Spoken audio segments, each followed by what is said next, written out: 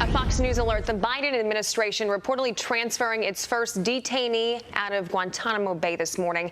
The New York Times reports President Biden is picking up where his former boss, President Obama, left off, reducing the prison population to 39. Here to weigh in, Fox and Friends weekend co-host Pete Hegseth. Pete, as many of our viewers know, you were stationed in Guantanamo Bay for a long time.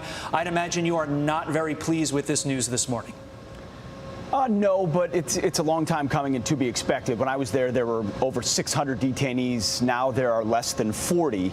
It was a great idea for the right reasons to prosecute these terrorists after 9/11 in a place where they wouldn't get caught up in a constitutional maze. Instead, that's what it became. And ultimately, ever since it got caught up in the courts and we haven't been able to prosecute these guys, they've lost intelligence value.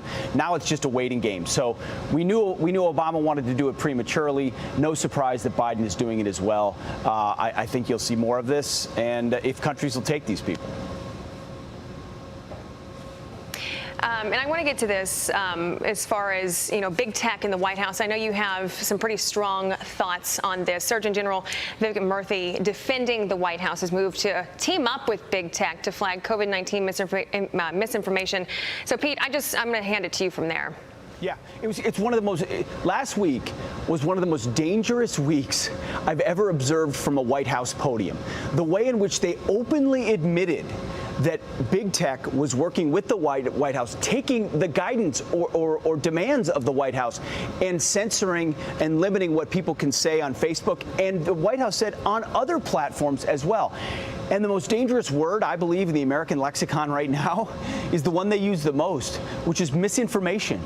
It is Orwellian doublespeak. It is impossible to define, and is so ambiguous, they can call it what they want. What was disinformation 6 months ago is now commonly understood. Who gets to decide what misinformation is? What about when it becomes a campaign and someone's running on a different view of COVID than the conventional wisdom in the White House? Are they disinformants? Can they speak? Can they have a Facebook?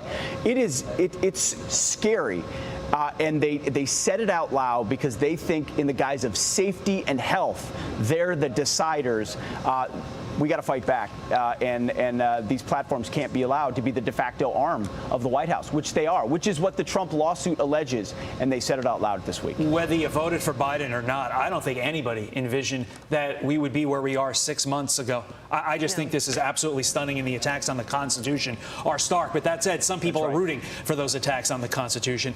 Meantime, want to get you while you're there. I mean, you're at Turning Point USA Student Action Summit. You're going to be speaking later this afternoon. Can you preview our speech? I know we want people to go to Fox Nation, but can you give us a little taste, Hegseth? It's usually the basics, Todd, with a couple good stories in the middle of it.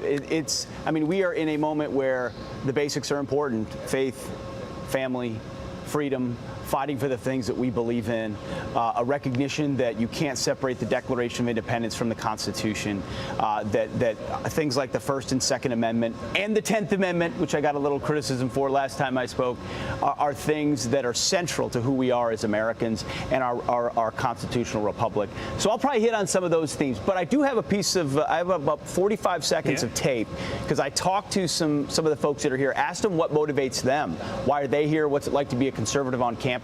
Here's what they said. What's it like to be on a college campus as a conservative in America right now? As a Turning Point representative and a conservative on campus, when we table, we get cops called on us. It's definitely hard because you have to watch what you say at different times. What is it about Turning Point that gets you motivated? Why do you want to be involved? Well, I always believe the fight to get America back to the way it was starts on the campus because you have to fight what the professors are teaching. Groups like Turning Point really gives us hope, and it gives us strength and bravery to speak out and be who we are. No one else is going to stand up for freedom unless we do. When you look at the issues in our country today, what are you most fired up about? I'm most mad about censorship, immigration, critical race theory. When you look at the leadership of the conservative movement in America, who do you look to? What names are at the top of your mind? So obviously Donald Trump. Ron DeSantis. There we go. How about you? I probably have to agree. So, Guys, a lot of cultural issues, censorship, critical race theory, Second Amendment, First Amendment. You hear it from these folks. It ought to be a big day today, guys. And I really, Todd, in truth, I kind of 5 minutes before the speech, I write out a few things and then we make it up as we go along. Hey, man, I'm just excited you made your flight. I mean, I was watching the drama unfold all day yesterday. Saw in the picture of the kids. That was impressive, that sitting exercise. Remember, you can watch Pete and all speeches live from Turning Point, the summit there in Tampa, Florida, through Tuesday, streaming on Fox Nation, and you can get a free month of Fox Nation with the code SAS. Have some fun, Hegseth, and then get some rest. Thank you, guys. Will do. I'll try. Okay. Thanks, Pete. Hi, everyone. I'm Brian Kilmeade. I want you to do me a favor. I want you to click to subscribe to the Fox News YouTube page. This is the only way that I know for sure that you're not going to miss any great commentary, any great news bites, any great interviews coming your way on Fox. You can get it all here on YouTube. So subscribe right now.